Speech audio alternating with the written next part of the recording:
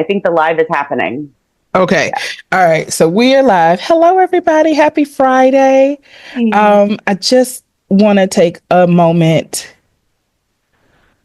before we start. For so many reasons, there's just been a lot of things. It's a lot going on, a lot going on for several different reasons. I think if you turn on the news, you can see a different reason every day of the week right now for something going on, and a reason that people are in pain and anguish, and it's across the country. And I've had at least two sessions this week where people were crying in session, and so. Actually, I think that's what we should focus on today, since I'm taking a moment to talk about it. I was going to do like myth busting sex, but I think right now the world needs to hear therapists say something. And so I think for a lot of people, I mean, I don't know. I just ran across LinkedIn and saw like the pictures of the fire, and the fires are still going. And the people who were crying were affected by some of the changes that are happening in the government. And then wait, what else is, and then the snow, and people are like snowed in that aren't used to being snowed in, and dealing with that, and the like pipes busting when like, wait, what, like my house has never been this cold before. And so this week has just felt like for me personally, it has felt like I've been trying to play dodgeball so that I personally don't get sucked down into the pain and despair. So it's like, nope, I don't want to watch that. Nope, not don't. Nope, nope, nope, nope. And then so that I can have the wherewithal to sit in session with my clients who are crying and not wind up crying myself. And so just know that we are with you guys, heart, spirit, mind, soul. And if you need to make an appointment with us, please do. You are not alone.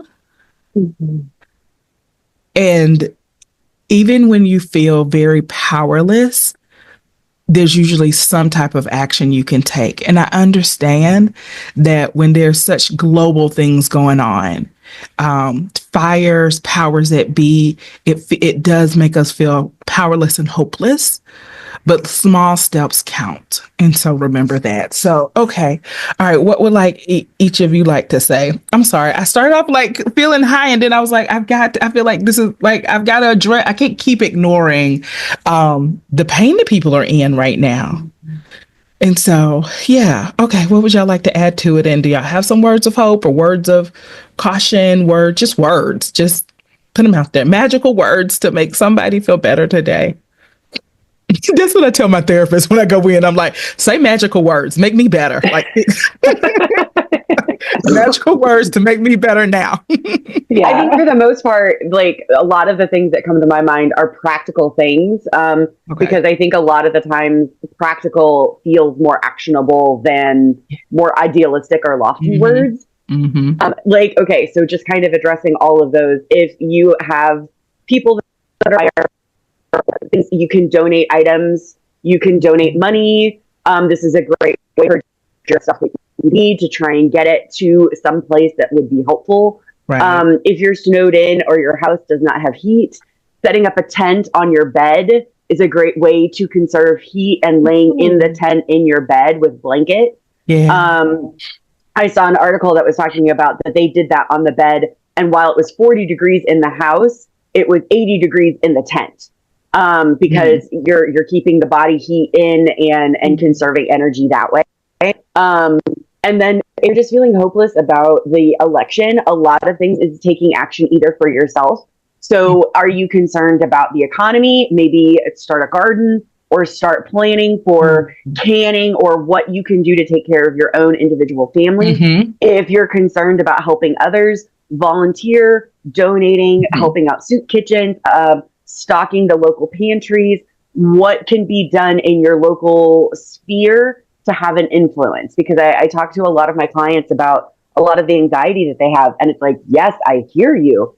And they're not listening to us.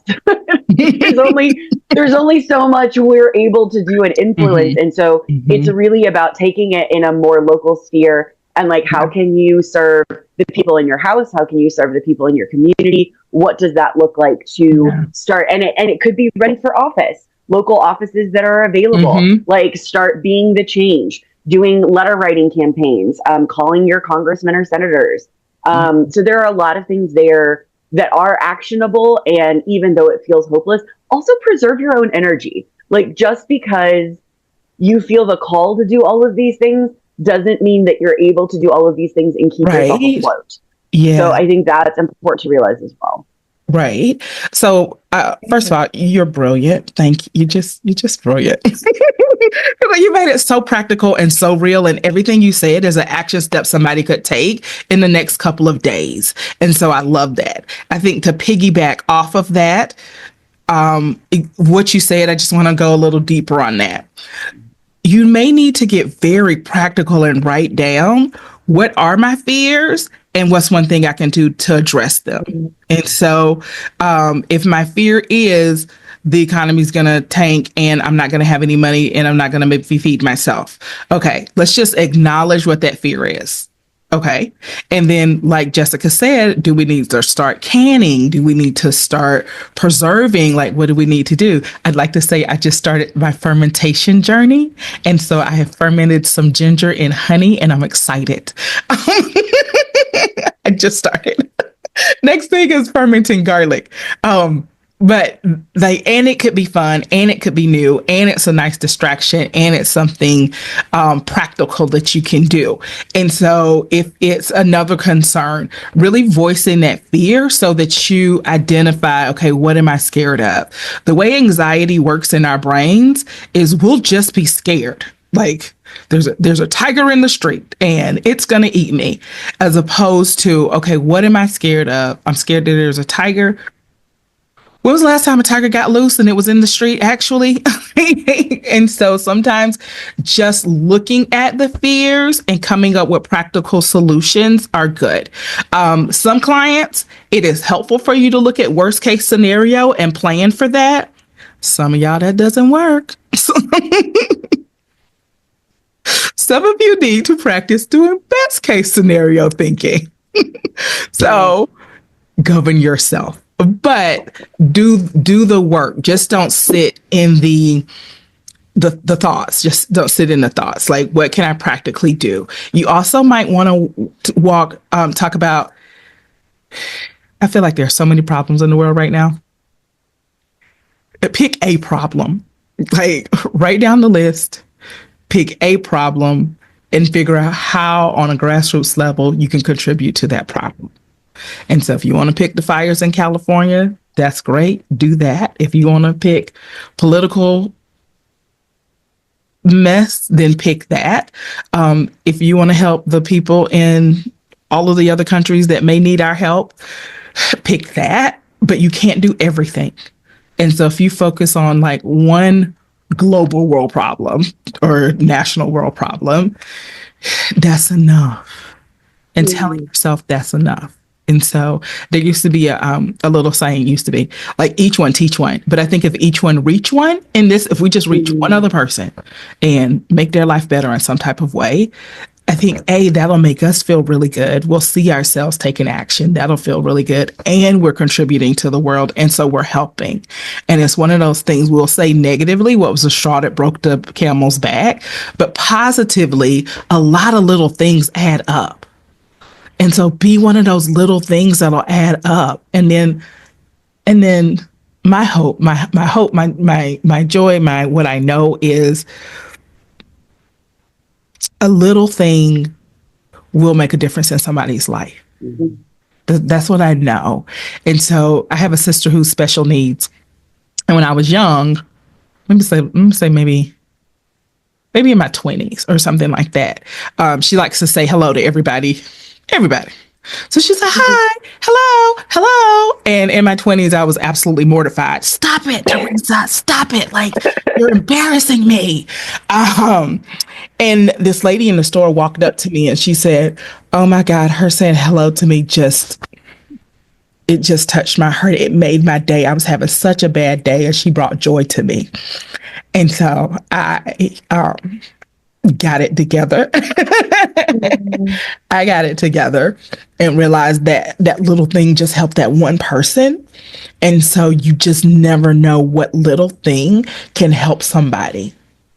And so, of course, now as an adult, as a full adult, I'm absolutely mortified that, what I'm saying? That they even acted that way with but it is what it is. But you just never know. And thank you to that lady out there in the world who came to tell me that, because that has completely changed the way I see my sister and the way she is in the world. Because she absolutely will say hello to everybody and smile at everybody and have a conversation with them about nothing. and I'm glad to be in her life as opposed to you're embarrassing me. So yeah, okay, that's my 2 cents. Go ahead, man.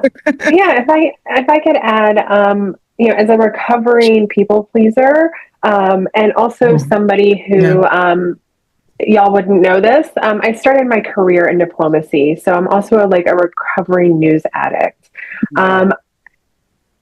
I know that there are times when I want to turn off the news or just all the bad stuff, and I have this feeling that's like, but if I'm not informed, what am I missing out on? What does that say about me? And I've learned over the past couple of years, sometimes saying no is saying yes. Mm-hmm. When we say no to the news or say no to, let's say you have a neighbor who's a lot of drama and is always bringing the drama at you, or a family member. Sometimes saying no to that is saying yes to your own sanity, peace, personal growth. Turning off the news, maybe you weren't as informed about, I don't know what's being voted on today. But you can also say, you know what, I reclaimed that 20 minutes for my own peace. Yeah. I reclaimed that time to do a hobby or ferment something. And because I think it's really important that we remind ourselves we're human and we need to be kind to each other. And reframing that, yes, I'm stepping back because I'm saying yes to other things in my life. So I think reframing is really helpful. And I think it can be in any part of your life, your relationships, your, how you spend your time at work or school. Just sometimes saying no is saying yes to something different. And I'm trying to embrace that right now. So I encourage everybody else to. Yeah, that's so good. That's so good. I think, I don't know if I'm a people pleaser, but I definitely, you don't want to please my family usually and make them happy. And so I'm trying to learn how to say no. I'm trying to learn and balance that. So I'd say to anybody, it's a skill that you develop over time. It's or a muscle that you build. It is not something that you just make a decision one day and you're able to go out and do. Some people might, but I think that most of us, it's a skill that we're growing. Yeah. Okay. What else is coming up for you guys? I just wanted to point out, with your story, Natalie, that now more than ever is the time to tell people when they are making a difference in their life. Really showing gratitude to the people, doing an internal survey of who makes my life better, who makes me feel seen, who makes me feel cared for, and letting them know, because that may be the thing, you were talking about, of that lady telling you that, that thank you was exactly what I needed, or that hello was exactly what I needed. This is now when we need to encourage other people for doing those things and acknowledging what has been done. So being very aware of, we can slip into comparison, we can slip into want or fear, and that's very easy. And so we have to really work to combat that and be focused in, I am grateful that I do have my house. I am grateful that my house is not on fire. Maybe it's covered in snow and that's why it's not on fire. But like, Right. so like, maybe we're struggling with that. But it's figuring out like, I do have my house and I do have my family. And what do I have? And really focusing on the things that are present and there and feeding me versus the things that I'm worried about or taking away. Yeah, that's so good.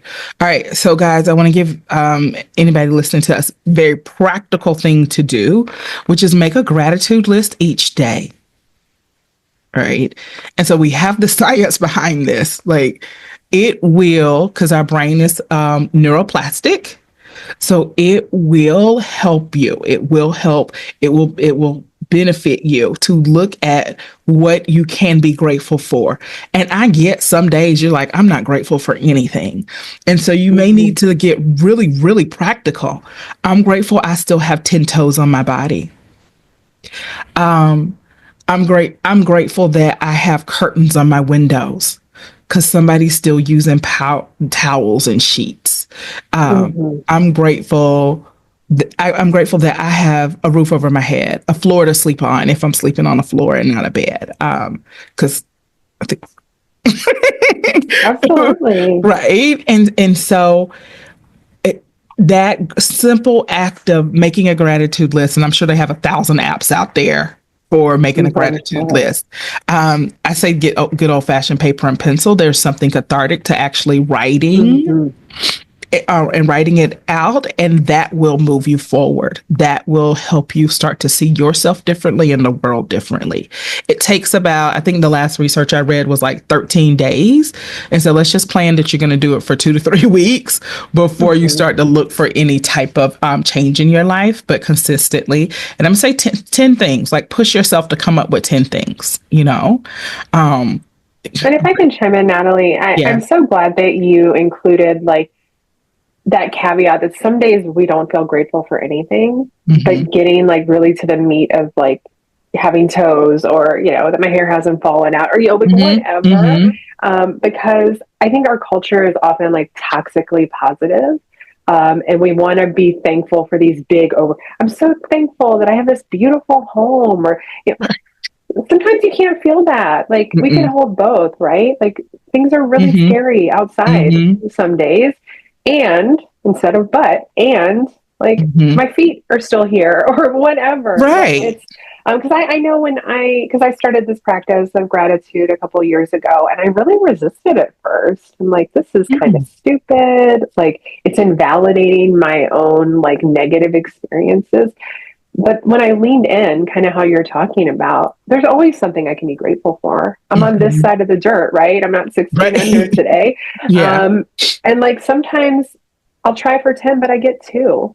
But that's 2 more than I had when I woke up. Like that was 2 things I could meditate on. So I appreciate you bringing up that point that it doesn't have to be these big, grand, like amazing things. It can be that you're here. And that's all that's all you need today. Definitely so. Oh, that's so good. Yeah. Okay, what else is coming up?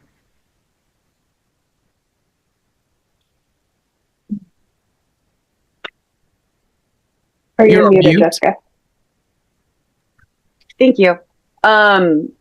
Be aware of where you can help. I think one of the things that I think is really hard for people to grasp is helping or asking for help is not a character flaw. It is not something that you are lacking for when you ask for help. We are community animals. We are meant to live in a community and get help from others. And asking for help, like I saw a research article that this was about dating, but I think it's a very intrinsic to kind of who we are as humans. If you ask for a favor that's easily done by someone else, like, can you watch my bag while I go to the bathroom real quick?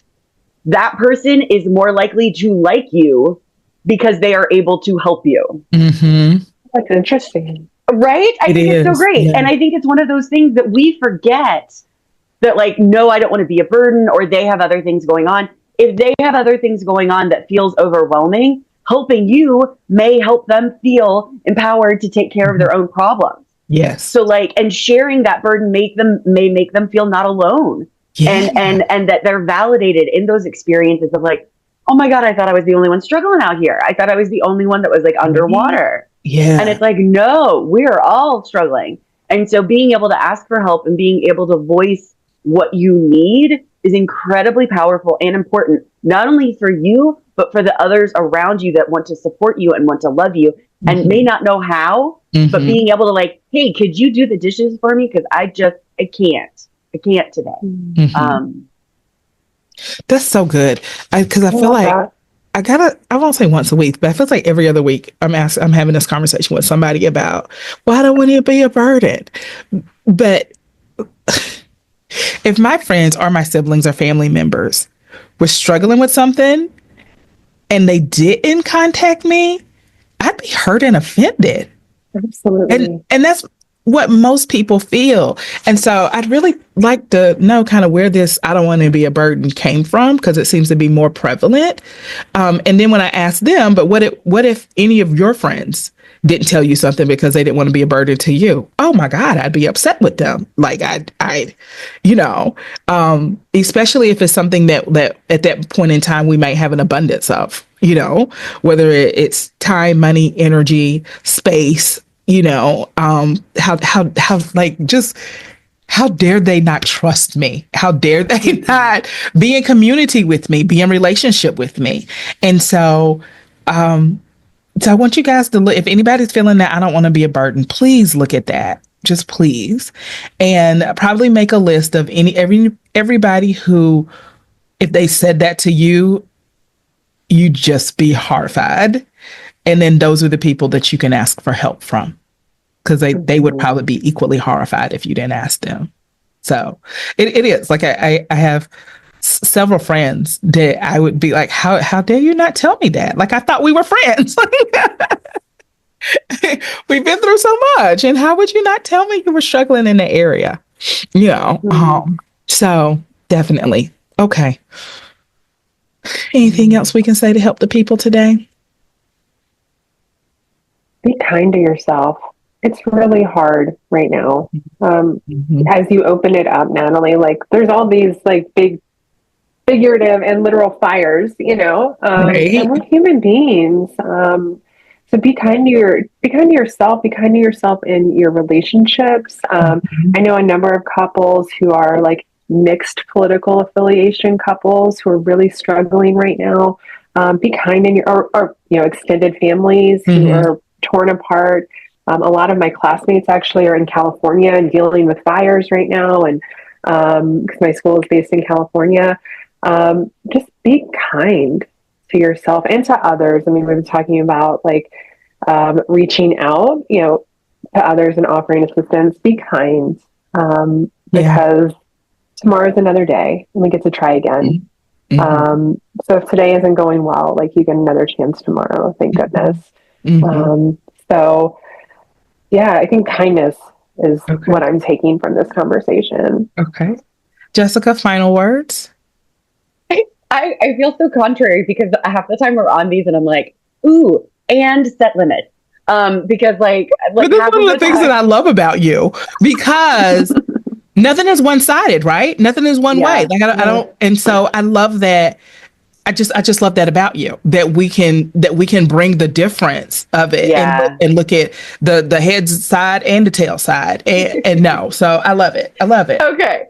So if this is a struggle right now, if you have family members or friends or people that you grew up with that are espousing values that feel detrimental or harmful to your psyche, to your personhood, it is okay to set boundaries and limits for contacting around them. You do not, like, we can be kind and set limits and set boundaries and limit our intake of toxic environment. Like, we can protect our spaces and still be kind. We can talk about that. I was talking with a couple the other day and they were like, how do we have these conversations? I was like, a lot of these conversations are built on the other person's capacity to have the conversation. And sometimes people aren't. And so if we need to cut things off because they're not able to have an adult conversation about this, that's what you need to do for your own peace. And that can be harder, but like we want to state our boundary of, hey, I told you about this. We're not able to do this. I'm not going to be able to contact you for a while because keeps coming up and you're not able to respect my boundary. I want to send you love and light every time I think about you. I can't expose myself to you on a regular. It is bad for me. That's really good. Okay. I want to jump all over that, but we have 3 minutes left. So I'm going to say simply, this too shall pass. This too shall pass. And I hope that brings you comfort that this too shall pass. Go ahead. I have one more thought. I'm just thinking like sometimes things need to fall apart in order to come together. And so like chaos and destruction is part of the natural order of things. Like the forest that used to be burned in order to have the new life, like there is research in destruction leading to better things. So we have to feel like maybe there's a plan for things that we can't see, but like sometimes things falling apart is a good thing. That's really good. I like that. Okay. I'm not going to jump on that. I'm just going to say, everybody, like we are here to help.